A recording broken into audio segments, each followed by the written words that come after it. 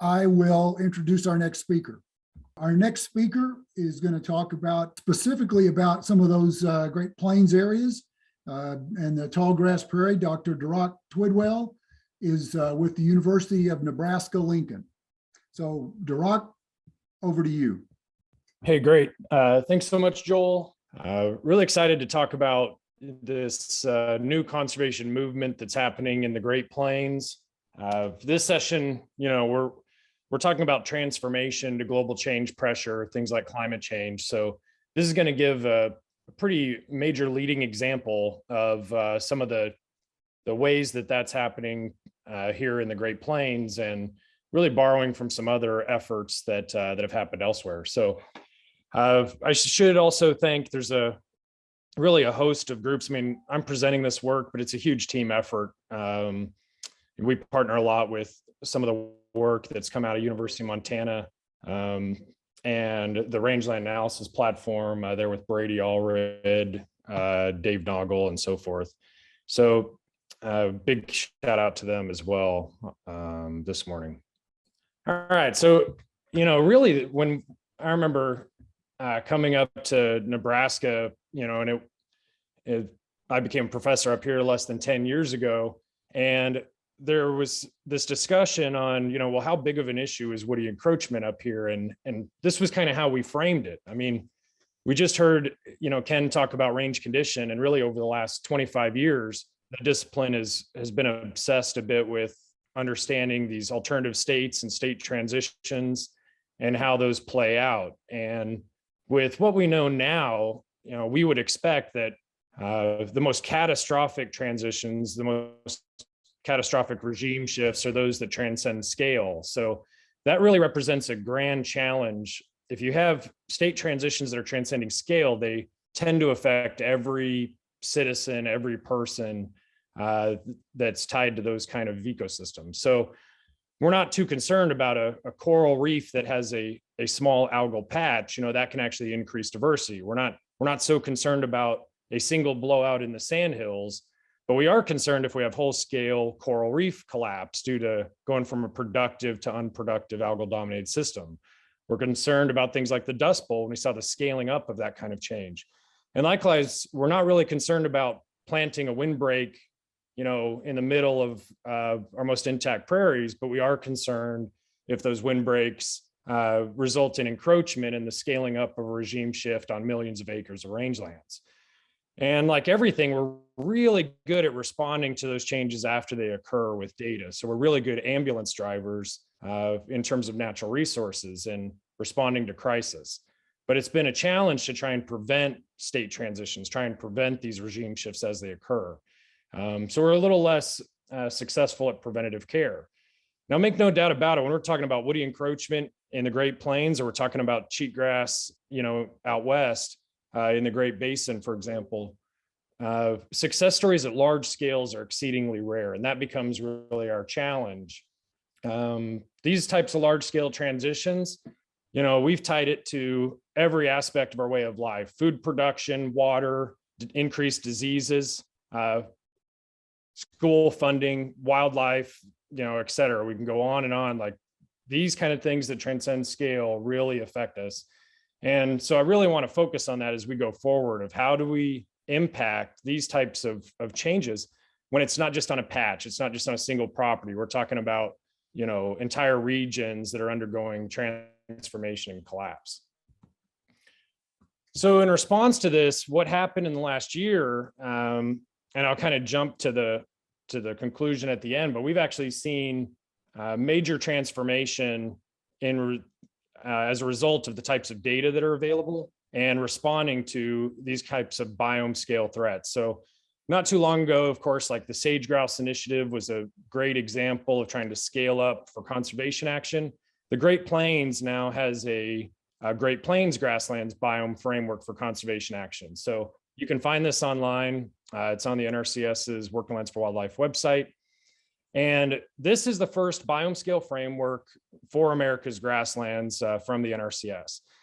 This is the NRCS's contribution to things like the Central Grassland Roadmap, which is a tri-national effort for biodiversity conservation in the face of global change pressures.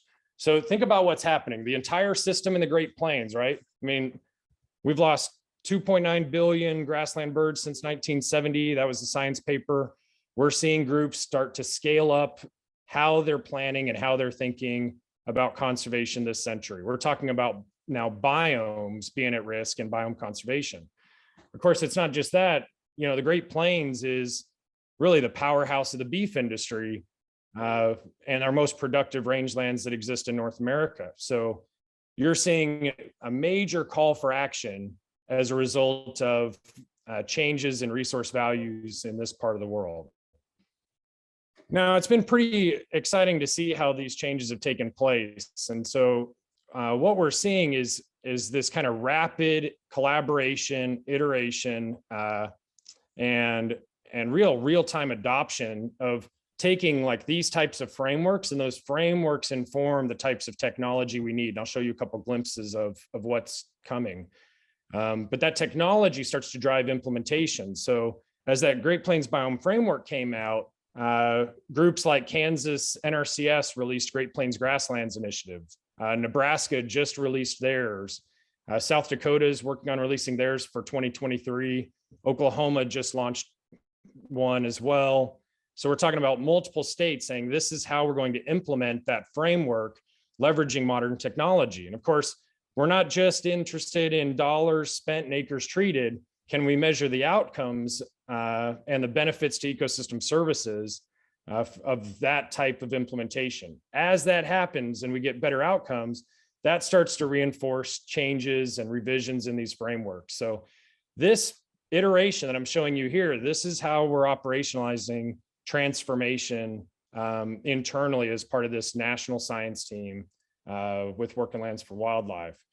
It's really been exciting to be part of because we've just seen it move much faster across groups and really a lot more real-time engagement adoption. Now, kind of the chase, there's the data is just really clear on this. There are two major drivers of that are the biome threats in the Great Plains. So now that we have the kind of data we do, it's become clearer, like in the Great Plains, we're talking about land use conversion due to especially agriculture and woody encroachment. And so if you look at that graph on the left, those two are now occurring at the same rate. That's pretty shocking in the Great Plains, given that, you know, if we make a decision to plow up grassland tomorrow, right, it occurs overnight. But woody encroachment tends to be a much slower process that we tend to think of over this slow decadal change. So we're starting to see this move so rapidly. And of course, climate change is known to exacerbate that, that we're actually seeing them occur at the same rate today. So these are your two biome scale threats. Other threats are more local. Also, of course, important, as Ken was talking about in the previous talk.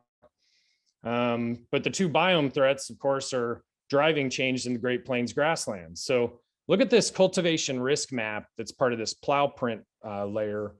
Everywhere that is white on this map are areas that are already converted. So you see that red checkerboard, that's kind of CRP within 70% areas already converted. In the Great Plains, where you have encroachment, though, is everywhere with low cultivation risk. So the Southern Great Plains, you can see all those areas of low cultivation risk, and they have trees in them. And over time, we've been able to track those and how they're moving now and affecting the central and portions of the Northern Great Plains. So it's not the tractor, it's the trees. That's what we're seeing play out. Now, the Central Grasslands Roadmap used that to develop this, this Great Plains Grasslands risk map. And you can find this on their website, but it produces a combined layer. So that's what happens if you combine them. So you can start to see our core areas. All of a sudden, we have very few that are remaining that are large and intact at a biome level.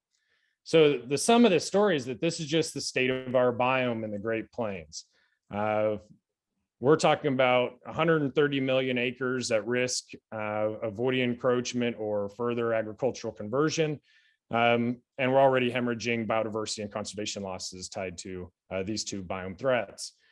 So if we aren't able to adapt and change how we're managing rangelands, right, out of the old model that didn't have these kind of pressures, we're really going to struggle in the Great Plains going forward. And I think that's something really important for everyone to hear. Make no doubt about it, no group of rangeland professionals have had to deal with this scale of conversion and pressure. And are we able to adapt in our profession fast enough, given what continues to take place in this region? Now, all this became really possible, and that's what's, I guess, unfortunate and challenging. We just didn't have the kind of data and technology in rangelands to promote these types of transformation. So now that we have things like the Rangeland Analysis Platform, we can track every major functional group with rangeland vegetation for every pixel, all the way going back from 1984 to present. For me, this was like Pandora's box. We could really start to tell a more complete story, and we could start to compare in the Great Plains. What are our bigger challenges? Is it, annuals? Is it bare ground? Is it trees? And we can start to prioritize accordingly. So great shout out here to friend and colleague Brady Allred for having the foresight to develop it. And this starts helping us connect those kind of theories associated with state transitions and how they're playing out. Now, NRCS responded to this overnight and really contributed 10 million acres from state NRCS leadership to start tackling this issue. We actually showed how to scale up our management and cost effectiveness of woody encroachment.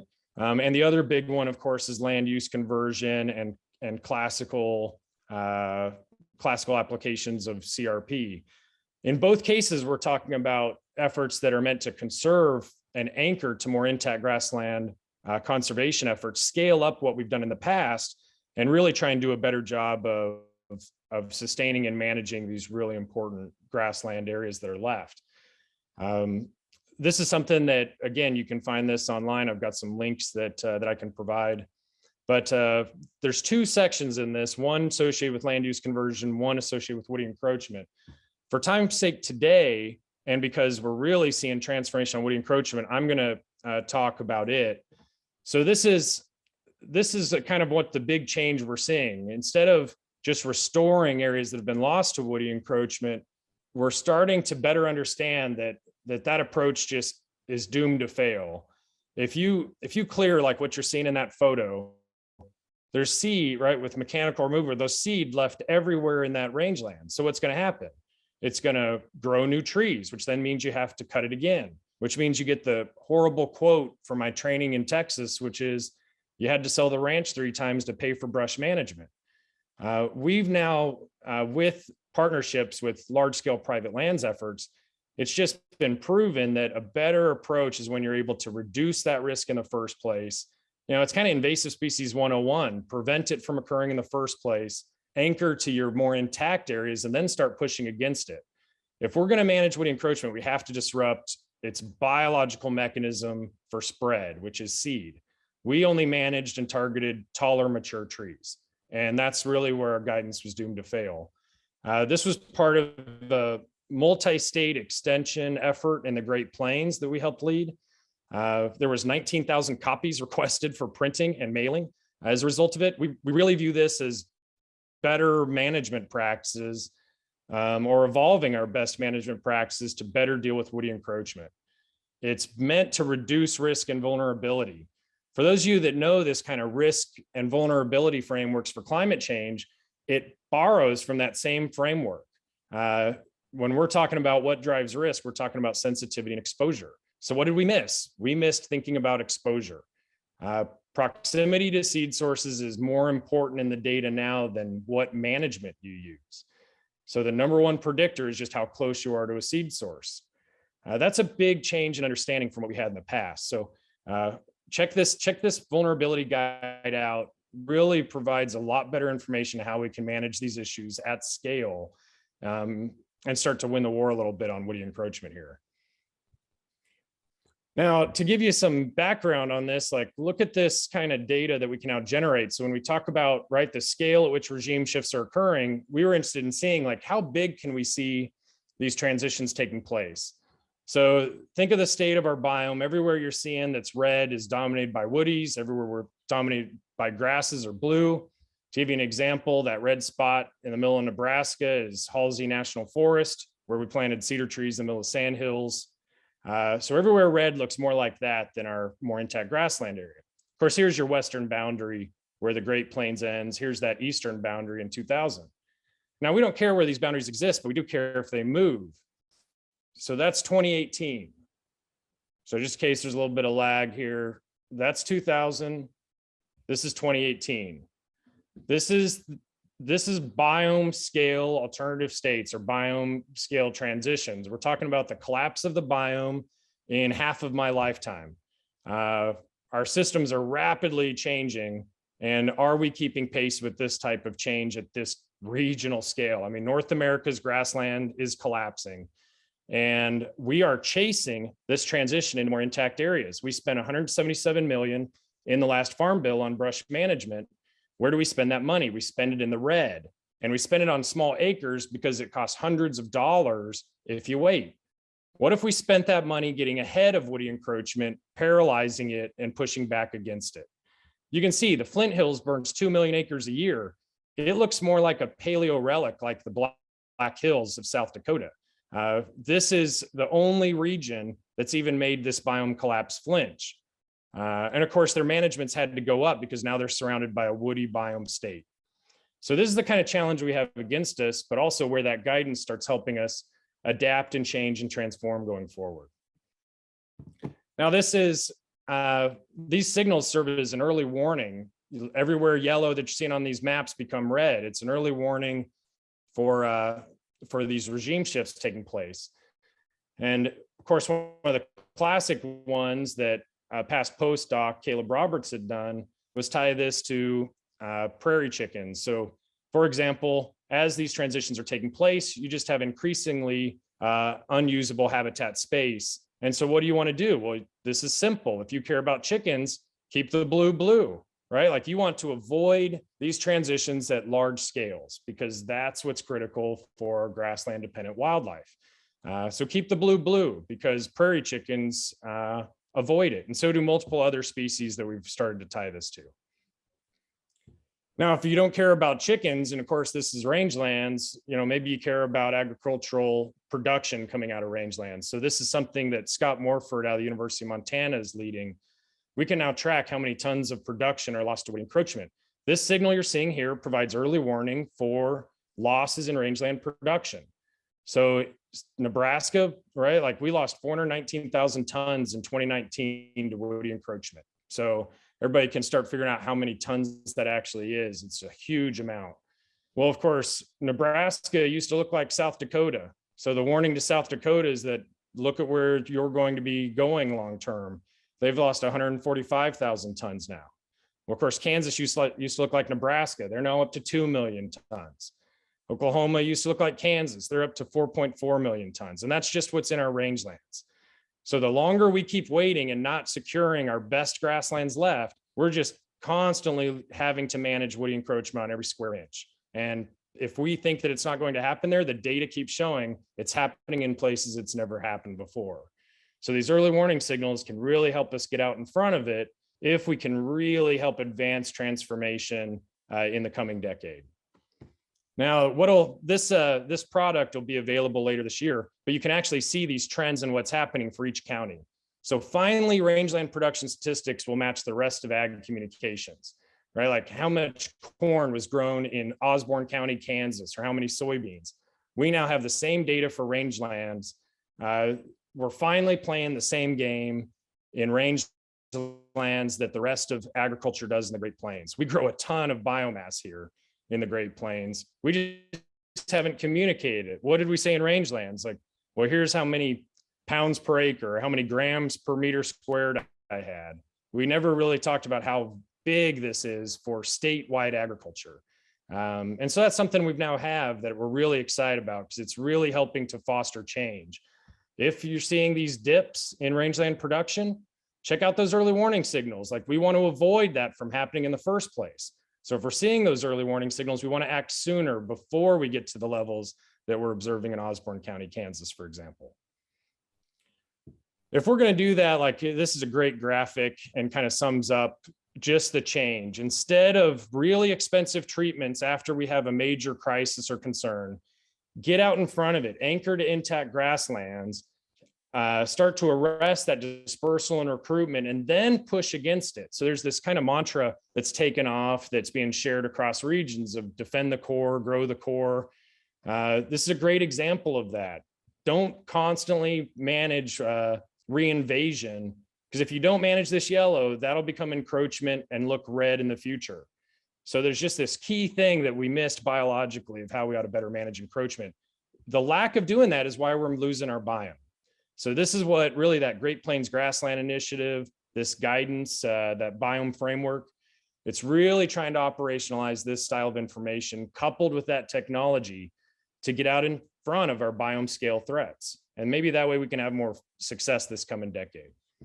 We're starting to see that with both things like CRP and woody encroachment. These are two great examples. And ultimately, I think this is key. Like, we're not going to get too far ahead on these types of threats and issues when we're talking about climate change, biome scale threats associated with invasive species or land use conversion, if it's not directly coupled and tied with private lands. If we're going to really win, align with this mission, these are the groups that are reinforcing that culture and have the best potential to really reinforce this whole effort long term. So none of it's really possible if we're not directly interacting with them. So with that, I'll leave you with one of the last major intact prairies in the Great Plains. This picture of the sandhills. Talk about a grassland that's treeless at large scales. These are pretty rare nowadays of seeing a horizon like that. Thanks for talking about this morning, and really looking forward to other speakers in this session.